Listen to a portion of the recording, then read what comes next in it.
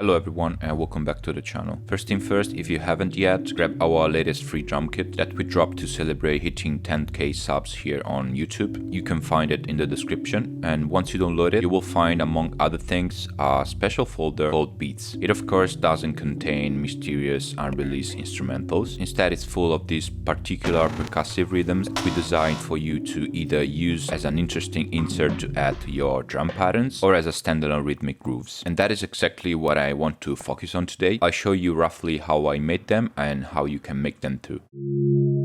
First off, we need a sound source, because I love making my life unnecessarily difficult. While I was building the drum kit, I made a little Ableton rack that continuously generates ever-changing sonic transients, which I could then use to create these particular microbeats.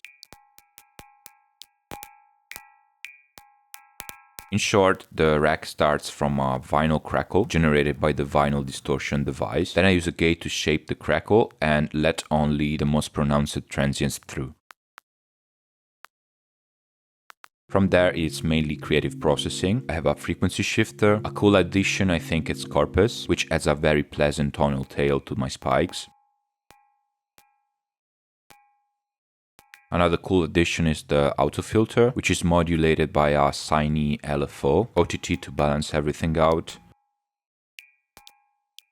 And finally a combo of glue compressor and saturator to enhance the final peaks even more. I then mapped some of the key parameters to the rack's macros, so it's easier to tweak, and most importantly, so I can quickly randomize everything with the randomize button of Ableton racks.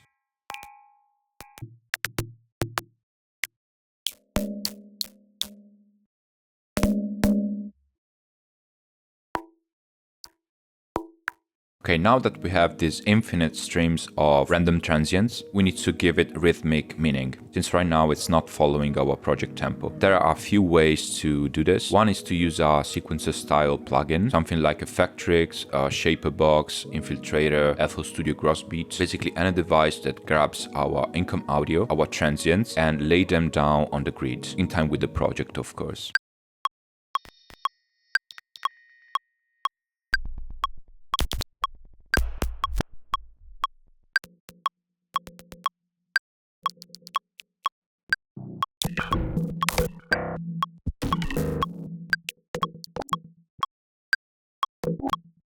Using these multi-effects plugins is interesting because on top of quantizing the rhythm, they let you further mangle it with all sort of effects built-in combinations. However, if I want to stay 100% stock, here's what I do. I create another audio track and I set it to resampling. So now I will resample the transients coming up the rack. So let's do it, and while recording, let's continuously press the random button so we get more variations.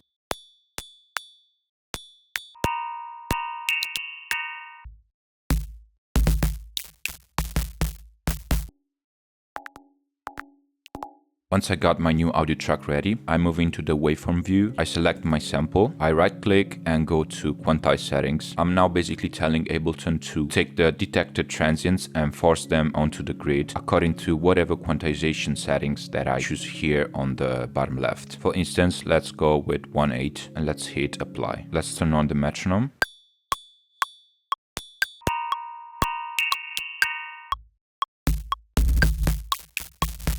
Let's instead try 1/4.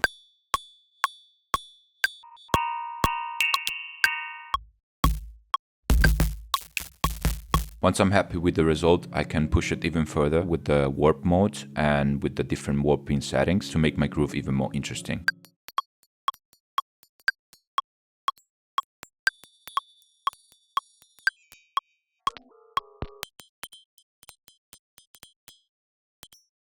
Let's add an OTT,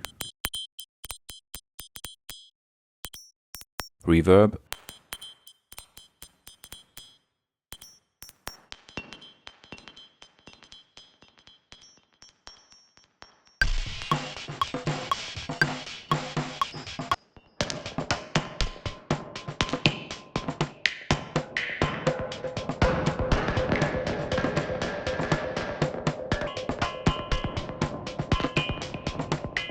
Yeah, if you want it, the rec I showed is available in our membership, along with all the content related to the latest videos. But if you're not on Ableton and you are using FL Studio, because let's be honest, the population can be divided into 3 micro categories: Ableton users, FL Studio users, and Burial. No worries, because I built an alternative device in FL Studio Patcher that mimics the behavior of the Ableton rack, and I even added a little gimmick.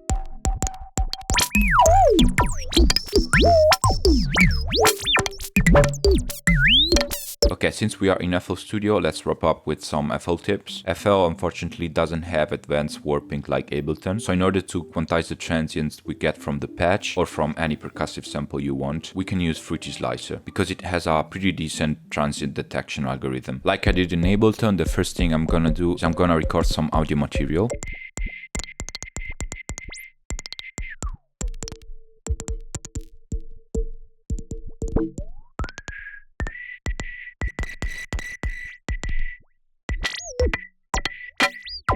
What we want to do now is open that up in a new Fruity Slicer channel. By default, the device will split the sample basing on the transient detection, but you can also navigate through different auto-slicing algorithms from this drop-down menu right here. What we can do now is simply jump into the piano roll and manually compose our groove by playing with all the chops that Fruity Slicer created.